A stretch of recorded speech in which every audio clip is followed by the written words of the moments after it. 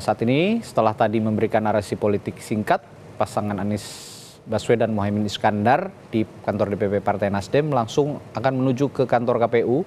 Tadi informasinya dengan menggunakan bak terbuka begitu, akan menyapa sepanjang perjalanan, akan menyapa masyarakat juga, mulai dari Gondangdia, kantor DPP Partai Nasdem, nanti akan mengambil jalur ke Jalan Teguh Umar, lalu ke Taman Suropati, lalu ke Jalan Diponegoro, Jalan Imam Bonjol untuk langsung ke kantor KPU. Di kantor KPU juga kita lihat di sebelah kanan layar kaca Anda sudah banyak sekali massa yang berkumpul di sana dari berbagai elemen pendukung dari Anies Baswedan dan Muhaimin Iskandar. Kita kembali berbincang dengan Bung Saidiman Ahmad. Bung Diman, tadi kita menyinggung soal narasi perubahan yang kembali digaungkan oleh kali ini oleh bakal calon wakil presidennya Anies Baswedan Muhaimin Iskandar gitu. Dari SMRC sendiri pasti ada analisis seberapa besarkah narasi perubahan ini memang, atau masyarakat Indonesia yang menginginkan perubahan ini apakah merepresentasikan pemilih di Pilpres juga kira-kira? Kita ada beberapa kali survei sebenarnya tentang itu, tetapi secara lebih umum kita menemukan bahwa ada sekitar 80% publik yang puas dengan kinerja pemerintahan sekarang. Oke. Jadi yang tidak puas sekitar 20-an%. Kalau kita lihat ya di dalam hasil survei individual 3 nama, umumnya Pak Anies Baswedan itu mendapatkan dukungan sekitar 20-an% juga.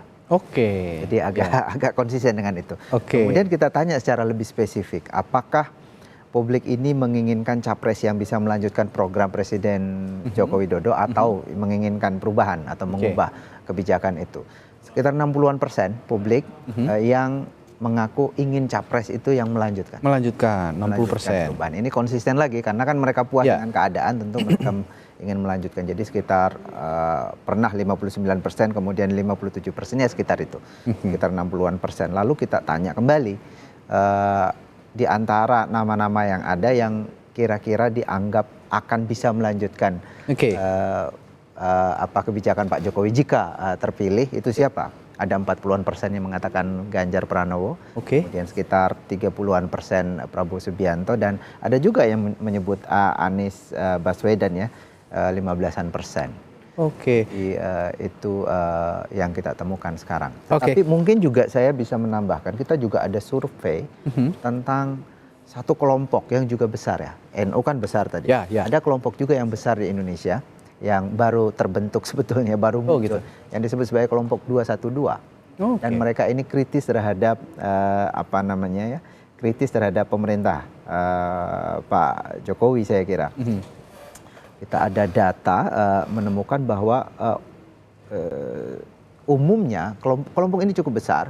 Kalau kita totalkan mungkin bisa juga sampai 20-an sampai 30-an juta totalnya ya. Mereka yang setuju dengan kelompok gerakan 212 itu. Lalu kita kemudian turunkan kira-kira arah dukungan kelompok ini kemana.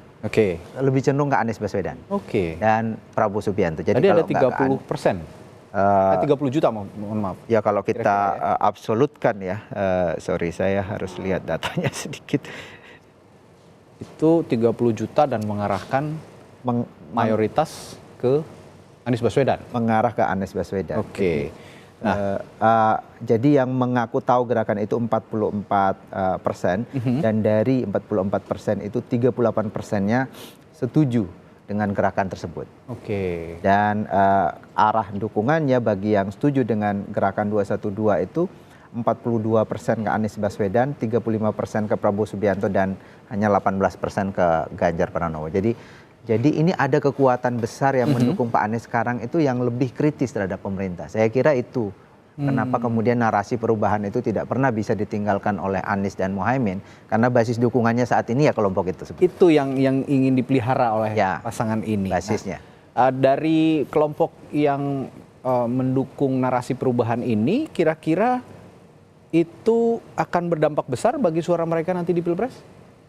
Kalau sekarang sih ya memang mereka mereka yang sudah menjadi penampung gerakan yang kritis terhadap pemerintah itu. Jadi untuk Anies Baswedan dan Muhaimin Iskandar ini tidak bisa ditinggalkan begitu saja karena ini yang basis bagi mereka saat ini. Kalau ini ditinggalkan sementara yang baru belum masuk, ini agak bermasalah untuk mereka. Artinya ya tidak heran mereka ini terus memelihara narasi perubahan ini ya, karena tidak ingin kehilangan kelompok besar ini.